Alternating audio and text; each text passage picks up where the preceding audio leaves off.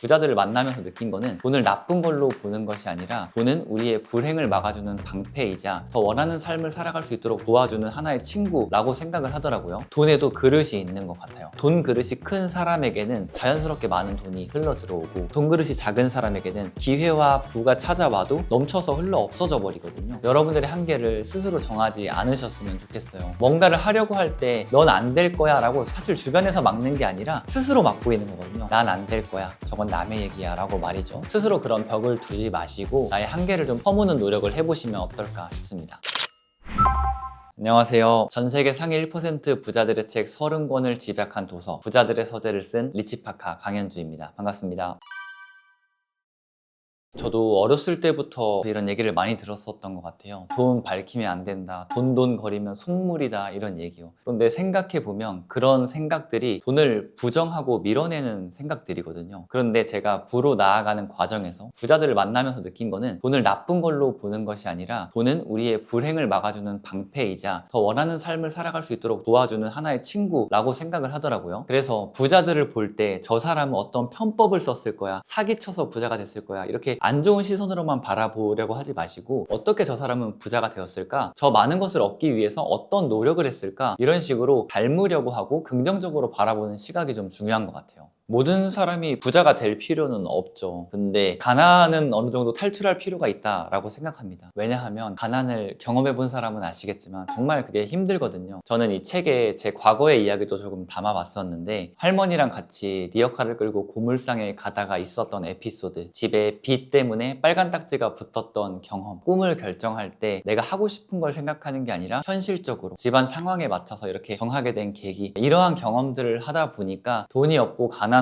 정말 원하는 것을 못하는 것뿐만 아니라 굉장히 암울하고 슬픈 상황에 놓이게 되더라고요. 제가 어렸을 때 얘기를 잠시 해보자면 저희 집은 빚이 있었기 때문에 집안의 가정 같은 것들도 압류당하고 빨간 딱지가 붙었던 그런 시절도 있었거든요. 그때에는 소위 사채업자라고 하는 분들도 집에 종종 찾아오곤 하셨었거든요. 이제 어른들로부터는 그런 분들 왔을 때 문 열어주지 마라, 이렇게 얘기는 들었지만 누군가 밖에 문을 두드리는데 혼자 있는 그 아이의 심정은 어땠을지를 생각하면 여러분들도 많이 속상했겠다 혹은 무서웠겠다라는 생각이 드실 거예요. 그렇게 집안이 힘들고 안 좋은 상황에서 아무것도 할 수 없는 나 자신이 되게 밉기도 하고 또는 가정 환경 자체가 원망스럽기도 했었는데요. 그래서 제가 부를 꿈꾸게 된 것 같아요. 더 이상 이 가난을 대물림하지 말자, 적어도 내 자녀들은 그런 걸 느끼게 하지 말자, 이런 생각으로. 그래서 나뿐만 아니라 나의 자녀들, 우리 가족들까지 행복하기 위해서는 반드시 이 가난은 끊어내야 할 존재라고 생각합니다. 돈으로 행복을 살 수는 없지만 돈으로 불행은 막을 수 있다 라는 말이 있어요. 여러분들이 우리가 부자로 나아가면서 갖고 싶은 것 혹은 사람들의 마음, 이 모든 것을 다 살 수는 없겠지만 내 가족들이 아플 때 걱정하지 않고 병원에 갈 수 있는 여유, 그리고 무언가를 선택할 때 돈에 의해서가 아니라 가치에 의해서 판단할 수 있는 여유, 이런 것들을 가지기 위해서는 돈 문제를 극복하고 부를 가질 필요가 있다라고 생각합니다. 그리고 나서 지금은 이제 부에 대해 공부하고 있고 하루하루 정말 열심히 살아가고 있는데 그 결과 삶이 예전보다는 많이 나아졌습니다. 요즘 느끼는 건 가난에서 탈출을 하고 나니까 하루하루 행복도 혹은 삶의 만족도도 굉장히 올라가고, 무언가를 선택할 때 예전에는 집에 돈 없으니까 안 돼, 아껴, 하면 안 돼, 이런 얘기만 막 들었었다면 지금은 무언가를 사거나 어떠한 경험을 할 때 이거 돈을 쓰더라도 내 삶에 도움이 되는 것인가? 혹은 우리의 행복, 우리의 미래에 더 도움이 되는 것인가? 그게 충족된다면 돈을 사용하고 소비하고 있거든요. 그래서 저는 과거에 돈이 많이 없어 보기도 했고 지금 부자는 아니지만 그때에 비해는 여유로워지기도 했는데 이 두 가지 삶을 모두 경험하다 보니까 돈이라는 것은 정말 삶에 있어서 중요한 요소 중에 하나구나 라는 거를 정말 절실히 체감하고 있습니다.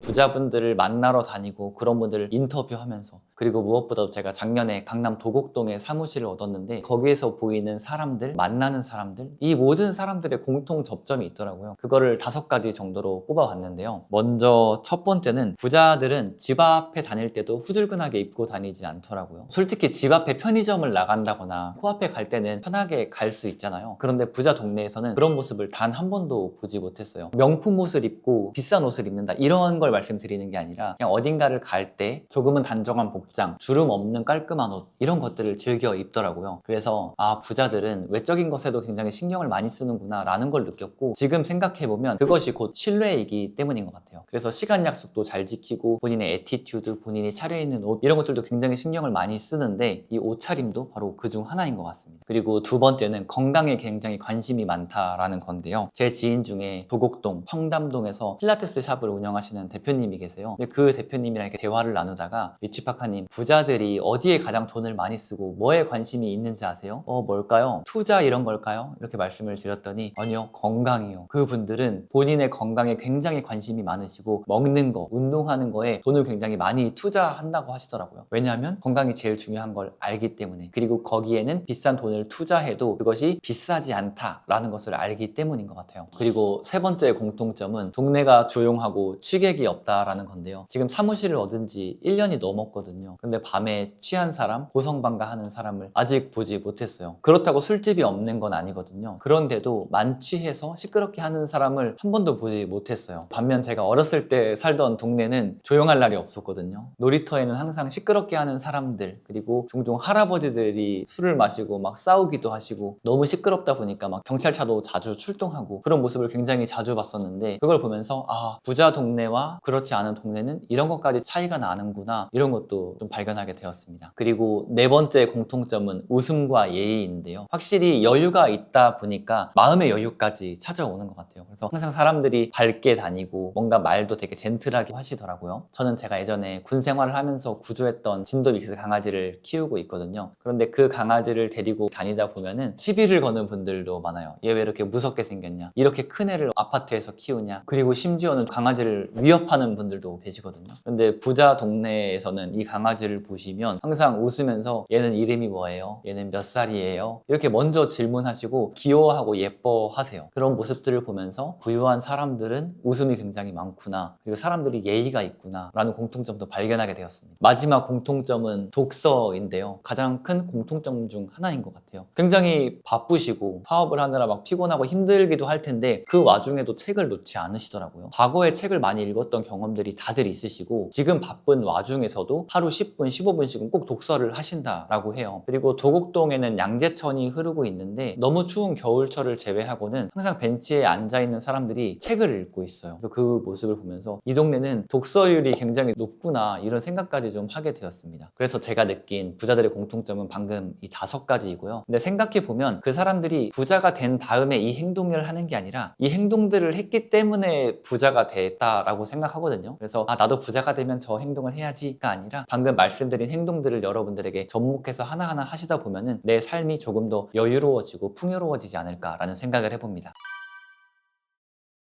나폴레온 힐의 생각하라 그리고 부자가 되어라 라는 책이 있어요. 열망을 재화로 바꾸는 6단계라고 합니다. 말이 조금 어렵죠? 쉽게 표현하면 내 생각을 돈으로 바꾸는 6단계가 나와요. 그거를 적용하시면 원하는 것을 이룰 확률이 굉장히 올라가고, 저도 이 방법을 통해서 점차 부유한 삶으로 나아가고 있거든요. 하나하나 말씀을 좀 드려볼게요. 1단계는 원하는 돈의 액수를 정확하게 정하는 거예요. 부자가 돼야지, 큰 사람이 되어야지가 아니라 한 달에 얼마를 벌겠다, 얼마를 모으겠다와 같이 액수를 명확하게 하는 거죠. 그리고 두 번째는 그 돈을 얻기 위해 어떤 대가를 치를지 정하는 거예요. 근데 이게 너무 중요한 포인트인 것 같아요. 많은 사람들이 목표를 세우지만 그걸 이루기 위해서 내가 뭘 하겠다 라고까지는 디테일하게 안 파고들거든요. 그런데 나폴레온 힐이 말하는 두 번째 핵심은 그 목표, 그 돈을 얻기 위해서 내가 무엇을 할 건지를 정하는 것입니다. 그리고 세 번째는 그 돈을 손에 넣는 날짜를 명확히 하라는 겁니다. 얼마를 벌어야지가 아니라 언제까지라는 마감기한이 있어야 된다라는 거죠. 그리고 네 번째는 지금 말씀드린 이 3단계를 기반으로 계획을 세우고 일단은 실행으로 옮기는 것이고요. 다섯 번째는 지금까지의 내용을 글로 쓰는 겁니다. 저는 지금도 이거를 제 삶에 적용하고 있어서 이렇게 매일 하루 한 문장씩 이걸 글로 쓰고 있거든요. 그래서 액수, 날짜, 대가를 간결하고 분명하게 써서 선언문으로 만들어 버리는 거죠. 그리고 마지막으로 6단계는 이 선언문을 잠들기 전에 한 번, 아침에 일어나서 한 번씩 읽는 겁니다. 저는 실제로 군생활 8년을 하고 전역을 할 때 이 방법을 적용을 했었고, 제가 썼던 문장은 2022년 12월 나는 1000만 원의 순수익을 낼 것이다. 이를 위해 독서, 강의 준비, SNS 채널 키우기에 전념한다 라는 라는 문장을 만들었고 실제로 그걸 이뤄봤었거든요. 그리고 나서 지금은 베스트셀러 작가가 돼보겠다, 더 큰 돈을 벌어보겠다라고 쓰고 있는 거고요. 이걸 하면 왜 이루어지나요? 라고 질문을 하실 수도 있는데, 내가 하루에 한 번씩 문장을 쓰고 이걸 생각함에 따라서 내 의식과 무의식이 같이 이 답을 찾기 때문인 것 같아요. 이렇게 행동을 하시는 분들은 산책을 하다가도, 밥을 먹다가도 아침에 적은 목표, 생각한 목표가 한 번씩 떠오를 거거든요. 그러면 나도 모르게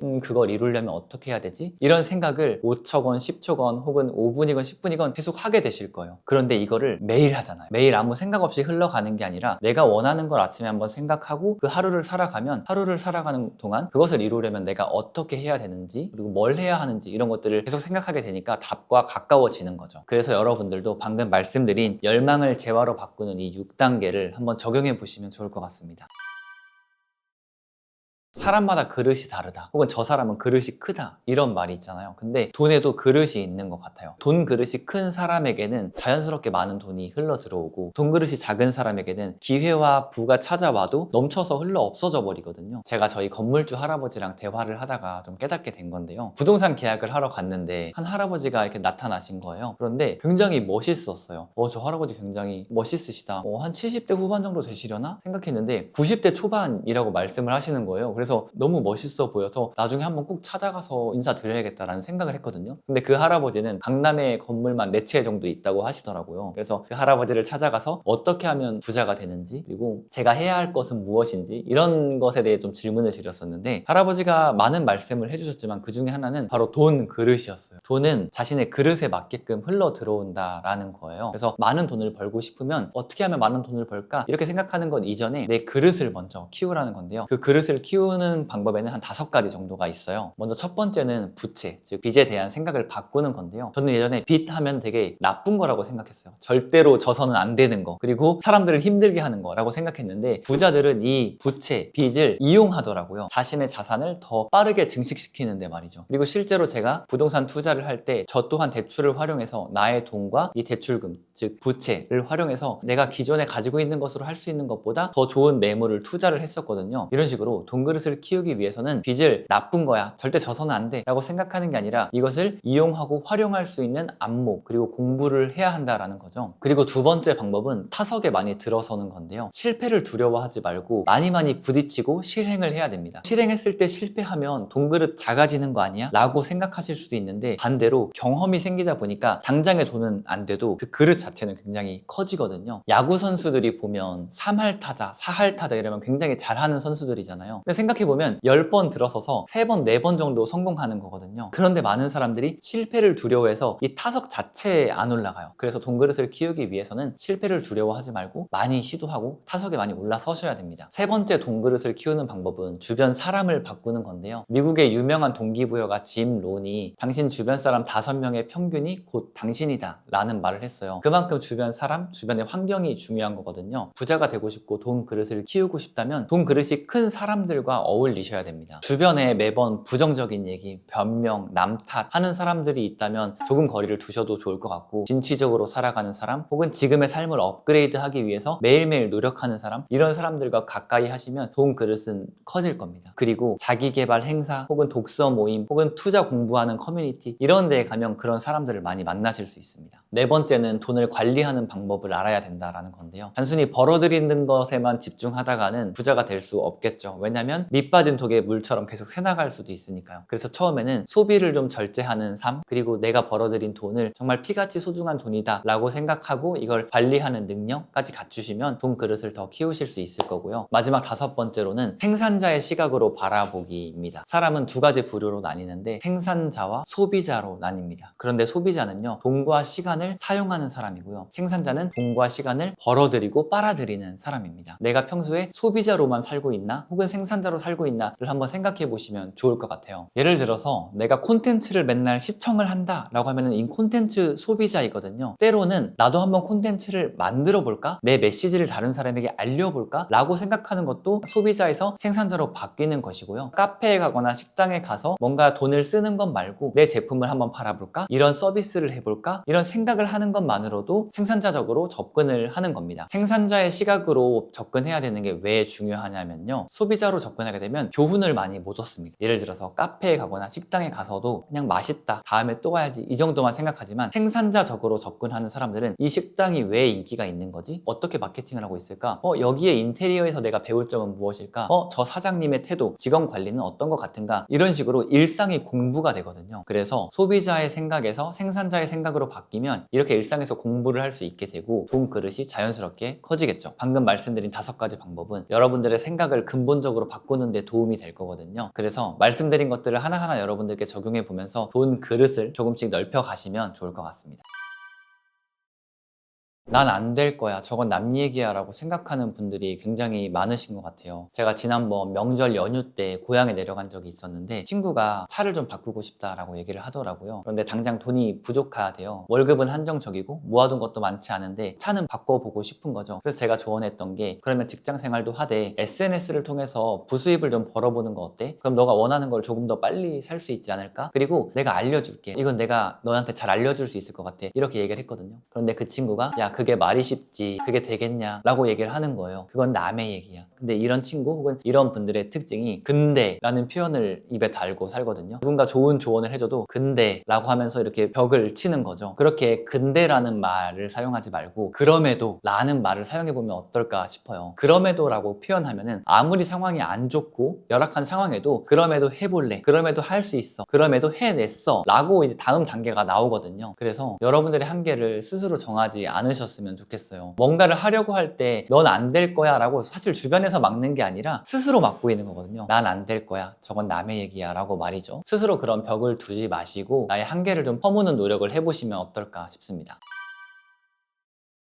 지금까지 부에 대한 좀 얘기를 해봤는데, 얼마 전에 어떠한 글을 봤는데 부자들의 특징이 하나가 있대요. 그건 바로 아주 막연히라도 내가 잘 될 거야, 난 된다라는 생각을 가지고 있다라는 거예요. 어떻게 보면은 근자감이라고 하죠. 근거 없는 자신감일 수 있지만 그걸 하나같이 다 가지고 있대요. 근데 저는 그 이면에 바로 긍정적인 생각이 있기 때문에 그게 가능하다라고 생각하거든요. 포드 자동차의 창립자 헨리 포드가 이런 말을 한 적이 있어요. 할 수 있다고 생각하든 할 수 없다고 생각하든 당신이 생각하는 대로 될 것이다 라는 말인데요, 정말 이게 맞는 말입니다. 우리가 할 수 없다고 생각하게 되면 계속 변명만 찾게 돼요. 핑계만 찾게 돼요. 그런데 할 수 있다고 생각하면 방법을 찾게 되거든요. 그래서 주변에서 뭐라고 하든 난 할 수 있는 사람이야, 내가 못할 게 뭐가 있어 라는 생각으로 삶에 임해보시면 정말 좋을 것 같습니다. 여러분들은 다 해내실 수 있는 분들이니까요. 제가 이렇게 강연을 다니다 보면 종종 저보다 훨씬 더 나이가 있으셔서 저는 이미 늦어서, 전 나이가 많아서 이런 얘기를 하시는 분들이 있거든요. 그런데 제가 예전에 어떠한 한 강의를 들은 적이 있어요. 블록체인에 대한 거였거든요. 그 강의를 한 여성분이 이렇게 쭉 해주셨는데 공부를 굉장히 열심히 하셔서 그런지 인사이트가 넘치시더라고요. 그리고 그 강의가 끝날 즈음에 그 여성분이 이런 말을 하셨어요. 여러분, 강의 잘 들으셨나요? 저는 70대 할머니입니다. 70대 초반에 이 공부를 시작했고 지금은 70대 중반이 되었네요. 여러분들 중에서 혹여나 늦었다 라고 생각하는 사람들이 있으면 이 할머니를 보고 힘을 내시기 바랍니다 라고 웃으면서 말씀하셨는데 분위기가 되게 숙연해졌어요. 그러면서 사람들이 아차 싶어 하는 것 같더라고요. 저분도 하는데 내가 왜 늦었다고 말했지? 이렇게 말이에요. 그래서 혹여나 늦었다라고 생각하시는 분들이 있다면 지금 그 생각한 시점이 가장 빠른 시기잖아요. 지금이 가장 빠른 시기고 지금이라도 하면 돼 라고 생각하시면서 실행해 보시면 좋을 것 같습니다. 저도 예전에는 부자가 되는 게 내 삶에 해당이 될까? 이런 생각도 해봤던 것 같거든요. 그런데 제가 이 길로 나아가면서 깨달은 게 하나 있어요. 그건 바로 한 걸음 한 걸음 내딛다 보면 다음 계단이 보인다라는 건데요. 여러분들이 뭔가를 실행할 때 해답, 힌트 이런 것들을 알면 훨씬 더 실행하기 쉬워질 거 아니에요. 그런데 그거는 당장 앞에 있는 건 보일지라도 저 멀리 있는 건 보이지 않아요. 여러분들이 풀어내야 할 숙제 혹은 해답들이 여러분들이 올라가는 계단 바닥에 써 있다라고 한번 가정을 해볼게요. 그런데 내가 한 걸음도 안 내디딘 시점에서 저기 10번째 계단, 20번째 계단에 뭐가 써 있는지 보이시나요? 아마 안 보일 거예요. 그럼 그 10번째 계단, 20번째 계단이 안 보인다고